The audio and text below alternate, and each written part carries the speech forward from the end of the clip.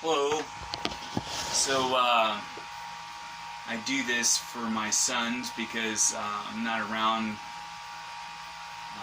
too much to instruct them or tell them about me or be a father. I talked a little bit about hearing from God, God's voice audibly in a dream of Yeshua, Jesus, that I had. And so after that, I decided that I'd read the Bible, and that I wasn't going to listen to different religions and denominations, their interpretation of the Bible. I know that I had heard from God. I heard His audible voice. I saw Jesus in a dream. God told me I was going to die soon. I knew that I needed to understand what God's desire and will for me was. And so I started reading the Bible from front to back, and I didn't understand in the beginning. It was kind of confusing because I didn't know that it wasn't chronological. And so when I got into some of the prophets and stuff, it kind of confused me. But anyway, so I was working in Atascadero, California for a really nice Jehovah's Witness man and his family. And he had started up a company creating containment dikes, these absorbent pillows for oil spills on the water. And I was doing that, and actually reminds me of one of my regrets in life. I only have a couple. One of them was one time when I was working for this man. One of my jobs was to load the tractor trailer, the semi-trucks that would come, and I would load them up with boxes of our material that I had boxed up. And I was just having such a hard day of it, and I was having a hard time, and I kept crushing boxes, and I just gave up. And I remember the truck driver looking at me like something was wrong with me. Like, why would you give up? And you know, the only regrets I have in life are the times I gave up. And that was one of them. So anyway, I was working for this man. I had this dream of Jesus. I had heard God. I decided to save up some money and backpack up to Alaska and just study God's Word. So I saved up, I don't remember, a couple of grand or something. That wasn't a lot of money, but, you know, back in, I don't know what it was, 95 or 93 or whatever it was a lot of money. And this is a long story, actually.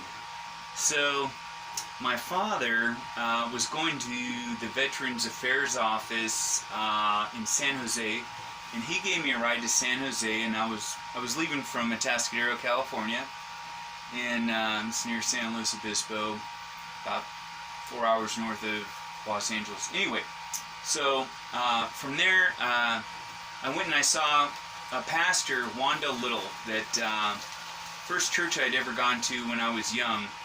As a matter of fact, you know, I had such a fervor for the Lord. My mom told me a story that one time during that church, I actually held a little boy down and told him that he would accept Jesus Christ in his heart. And, oh Lord, I pray that I would have that fervor for you once again, Lord. God, pray that my desire would be for you, Lord. So we talked and prayed, and I told her about my dream, and we prayed over it. And they had a train system back then called BART. I think they might still have it. And I took that to San Francisco, and I got off in San Francisco, and I got some real Chinese food in Chinatown in San Francisco. And I remember at the time there were a lot of cats missing, and turned out that some of those restaurants were cooking the cats, but that's a side note.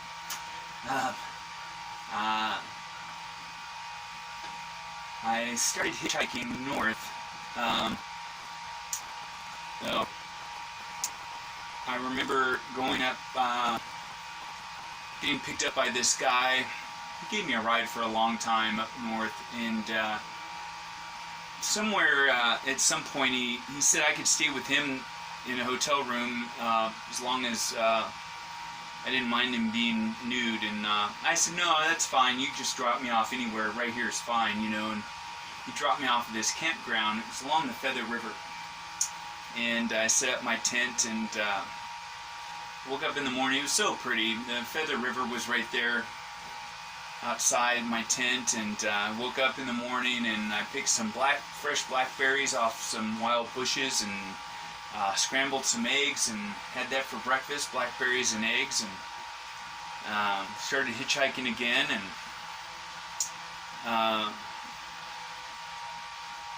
I got another long ride from this gentleman who told me he picked me up because he used to hitchhike. And you know, at this time I was 18, and I'd hitchhiked all over Big Sur and I think to Reno. And anyway, I used to have a good time hitchhiking. And he started telling me about his wild adventures hitchhiking, and how he hated getting picked up by Jesus freaks. And so, you know, I had drawn very close to God and to Jesus, and I was a little offended by this. And then he started telling me about his experience with other men, and I figured out this was just a ploy for him to hit on me, and we didn't get along. And he dropped me off in the middle of nowhere south of Mount Shasta, and I mean, I didn't see a car for probably 30 minutes. And I remember this old guy finally picked me up in it was old Chevrolet Malibu, but it had air conditioning. I was so happy. He was drinking a 40, and he gave me a ride to I want to say it was Red Bluff. And there's not a lot in Red Bluff, and I hiked down to the river, and I was down by the river, and there was a couple of young men across from me. They might have been 40 yards from me, and started talking about how they didn't like homeless people, and I was, you know, backpacking, so I was technically homeless. And he got out a big Bowie knife and started throwing it, and I kind of felt like I was endangered. And about this time, this old Ford pickup truck pulls up next to me. No, what year was that pickup? Must have been about a 74 pickup. But anyway, it was green, and there was a kid in there. He was about 18, and his wife, she was about 17, and they had a young boy in there that was about 14, and then their 1-year-old daughter, all in this pickup truck. And in the back, you could tell they kind of been camping, because there was pots and pans, cast iron pots and pans, and the baby's toys. And I was so glad to see him, because I wasn't sure what these young guys were planning for me there. And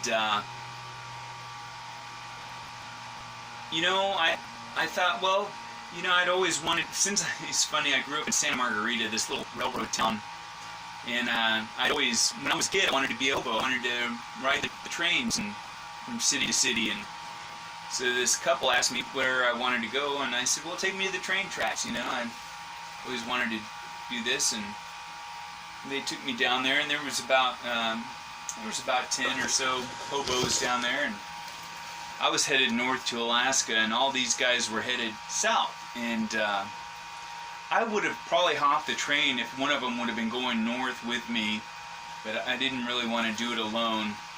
And I asked, I said, well, you guys, you know, I was running out of options on how to get out of this little town. I said, you guys, you know where a Greyhound station is? And there's this old homeless guy. Actually, he's probably about as old as I am now. You know, when I was young, he seemed old, and He might have been about 50. And he had this old yellow gray beard, and asked him about the Greyhound station. With all the pride he could muster, he goes, I don't ride no hound, he tells me. So I asked this young couple to give me a ride into the town of Shasta. And Mount Shasta, oh, such a beautiful place. And they told me that they had a transmission leak and that they needed a few dollars for some transmission fluid, and that they dropped me off right outside of town. Apparently, I think they were wanted in town, or maybe they didn't have registration for their vehicle, or I don't remember what the deal was, but they dropped me off outside of Mount Shasta, and I think that's where I'm going to leave off for today. And I love you boys, and Daddy thinks about you every day, and I miss you guys.